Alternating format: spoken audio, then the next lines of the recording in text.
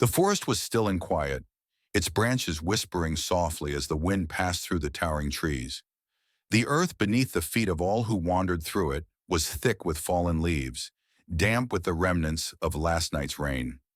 In this vast wilderness, the days were marked by the sun's fleeting appearance between clouds, and the nights by the calls of owls and the distant howls of wolves. This was a place where creatures lived in balance, each following their instinct, each knowing their place in the cycle of life. It was here, at the edge of the forest, that a small creature, frail, hungry, and lost, made its way through the underbrush. It was a bear cub, no more than a few months old, its fur matted with dirt and rain.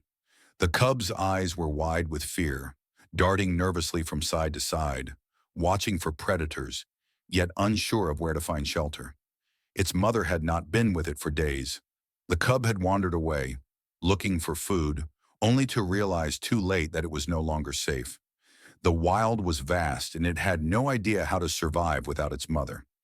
Each step the cub took felt heavier than the last, its little legs trembling as it sought the comfort of a familiar scent. Something it could recognize, something that would bring it peace. But the forest around it was foreign now, a place that no longer felt like home. The cub's cries echoed softly through the trees, sharp, hollow sounds that carried only to the ears of those who had learned to listen for such things. Its hunger was unbearable, but its fear was worse. It had been abandoned by the only one who could have protected it. It was alone. Meanwhile, not far from where the cub wandered, a family had made their home at the edge of the forest. They were used to the quiet life, surrounded by the forest's embrace, but not living in isolation. Their house was simple but warm, with a hearth that crackled in the winter months and a garden that grew lush with the changing seasons. The family, parents and two children, lived in harmony with the land, aware of the rhythms of nature and understanding the necessity of balance. They knew the dangers of the wilderness, but they also knew the beauty it offered. One afternoon, as the father walked through the woods, checking the traps and collecting firewood, he noticed a small, weak figure in the distance. The cub, eyes hollow with exhaustion and hunger, sat huddled near the base of a tree, unaware of the man's approach. It was an image of vulnerability, a wild creature lost and searching for something it had lost. The man's heart tightened as he watched the cub. He had seen animals in the forest before, but never one so young, so alone. He knelt down, trying to make himself smaller, less threatening, but his presence was noticed. The cub's eyes widened in fear as it quickly backed away, its small body trembling. The man did not move. He simply watched the cub, waiting for it to calm. It was clear the cub was not used to humans, but there was something in its demeanor, a desperation, a raw need, that tugged at the man's heart. This wasn't a wild animal seeking food. It was an animal searching for something deeper, something it could no longer find in the world it had known. With a slow, deliberate motion, the man took a step forward, his voice soft, a comforting murmur in the wind. "Easy there, little one. It's all right." The cub flinched, its body trembling more as the man's words reached its ears. But he didn't move any closer. Instead, he slowly set down a piece of bread from his pack, placing it gently on the ground in front of the cub. The cub hesitated, eyes flickering between the bread and the man. Its stomach growled loudly, but its fear kept it rooted in place. "Food," the man whispered. "It's safe." It was the scent of bread, of something warm and familiar, that finally encouraged the cub to move closer. Tentatively, it approached the food, sniffing the air with a mix of curiosity and caution. Then, in a moment of overwhelming hunger, the cub took a few cautious steps forward, its tiny paws reaching out to grab the food. The man, though watching closely, did not make a sound, allowing the cub to feed. For several moments, the only sound was the cub's desperate gnawing. As the food disappeared, the bear cub paused, looking up at the man with eyes that were no longer filled with pure fear, but with something else, uncertainty, perhaps a hint of trust. The man smiled gently, offering a soft nod. "I won't hurt you, little one. You're safe now."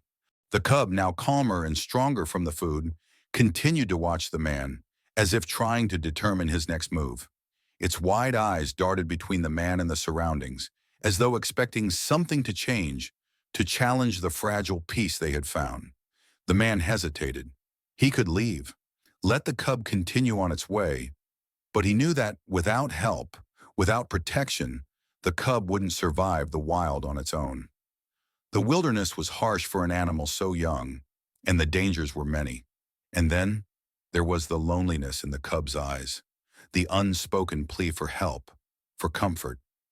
The man made up his mind. This little bear needed him. It wasn't the forest's natural order, but sometimes even nature needed help. With a deep breath, the man stood and extended his hand. The cub, still wary, didn't move, but it didn't retreat either. The moment stretched between them, suspended in uncertainty. Then, with a tentative step, the cub took another step forward, brushing its small head against the man's hand. It was the first act of trust. The man, his heart filled with both awe and compassion, carefully lifted the cub, cradling it gently in his arms. It was heavier than he expected, but its weight felt like a responsibility, a weight he was willing to bear. He began to walk back toward the house. The cub nestled against him, its tiny body still trembling, but now in the warmth of safety. As he reached the house, the door opened, and his wife stood in the doorway, a look of surprise crossing her face as she saw the cub in his arms. "What is this?" she asked softly, her eyes widening. "A bear cub," he said quietly, carefully stepping inside. "Found it out in the woods, abandoned. It's young, scared, and it needs help." The warmth of the house was a stark contrast to the cold, desolate forest the cub had wandered from. As the door closed behind them, the bear cub nestled deeper into the man's arms, its trembling subsiding as it was enveloped in the soft warmth of the family's home. The wife, still standing in shock, quickly moved toward them, her hands gently reaching for the cub. "Look at how small it is," she whispered, her voice filled with both concern and awe. "But it's so thin, so fragile." The man nodded, his expression serious. "It's been through more than we can understand. We need to care for it." They set the cub down on a soft blanket by the hearth, the warmth from the fire flickering around it. The bear cub, exhausted and still unsure of its surroundings, lay there for a moment, its body curling instinctively as it tried to find comfort. Despite the safety it had found, there was a deep weariness in its eyes. It had been alone for too long, and the relief of finding help was almost too much for it to process. The wife moved to the kitchen, preparing food for the cub, while the man fetched water. When they returned, they found the cub now stirring, its little paws moving in the blanket, its eyes fluttering open. There was a sense of wonder in the way it looked at them, no longer with the raw fear of before, but with a tentative curiosity. The wife carefully placed a bowl of food before the cub. It wasn't much, just some scraps they had left over from dinner, but it was the first proper meal the cub had eaten since it had been abandoned. The scent of the food stirred something deep inside the cub. It hesitated, then sniffed the bowl, its nostrils flaring as the smell of cooked meat and vegetables filled the air. Slowly, with shaky paws, it leaned forward and took a small bite. The act was almost comical. This tiny creature, so used to the harsh wilderness, trying to adjust to the warmth and comfort of a human home. But the moment the cub tasted the food, a small sigh escaped it, and it continued to eat, more eagerly this time, each bite bringing it closer to the state of calm it had longed for. The man and his wife watched silently, their hearts swelling with a mixture of relief and tenderness. They had never imagined their home would become a refuge for such a creature.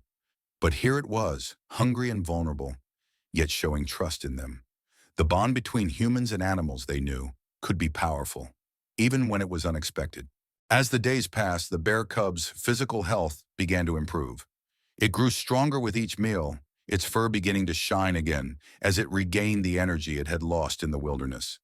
But there were other challenges. The cub's instincts were wild. It was not a domesticated pet. It did not understand the human world, nor could it be easily tamed. One morning, the cub, now more active, wandered into the garden. It began digging in the dirt, using its claws to uproot plants and chew on sticks. The family watched in concern. This wasn't typical cub behavior for a household pet. "No, no," the man said, walking over to the cub. "You can't just tear things up like that." The cub, startled by his approach, quickly backed away, its small eyes widening in fear. It was still adjusting, still unsure whether the humans were a source of comfort or danger. The man knelt down, lowering his body to the cub's level, trying to avoid being intimidating. Slowly he reached out, offering the cub a piece of fruit from the table.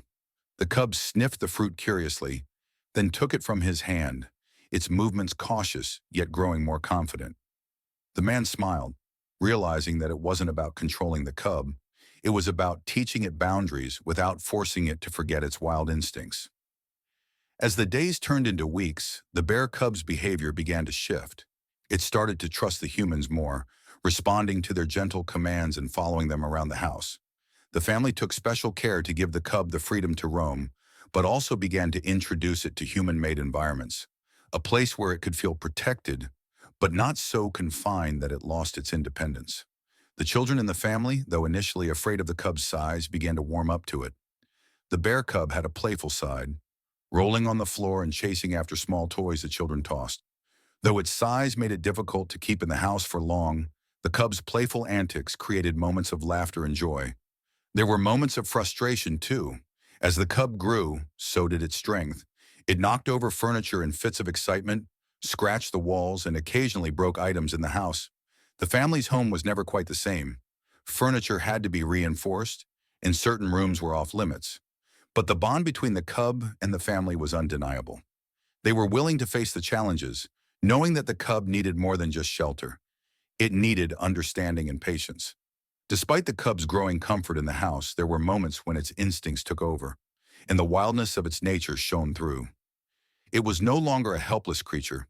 It had become a small bear with a wild heart, and sometimes that meant testing its boundaries. One night, after a particularly long day of play and exploration, the bear cub suddenly began to growl.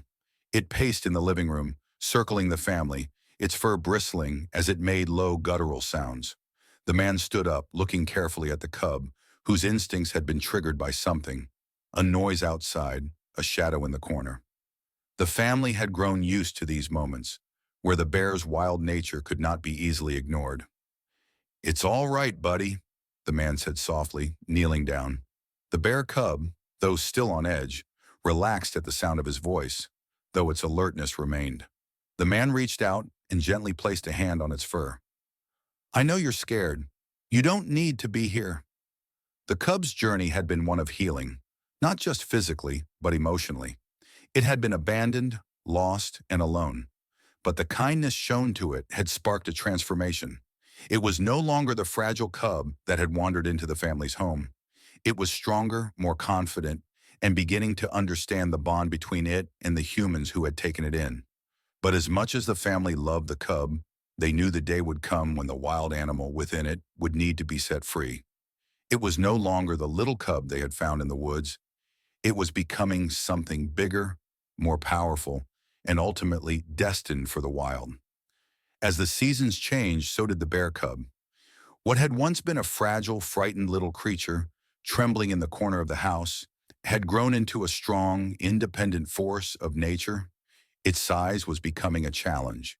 It had outgrown the space inside the house, and its wild instincts could no longer be ignored. Though the bond between the cub and the family was undeniable, the day was approaching when they would have to make a difficult decision, whether to keep it confined to the human world or to let it return to the wild.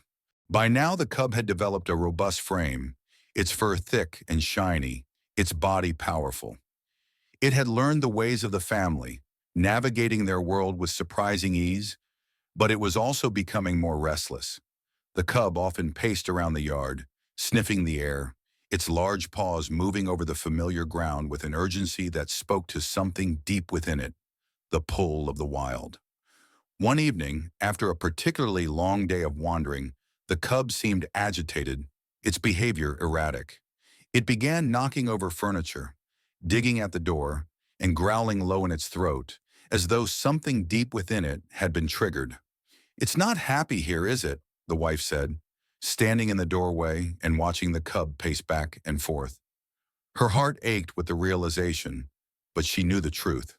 The husband nodded, his brow furrowed in thought.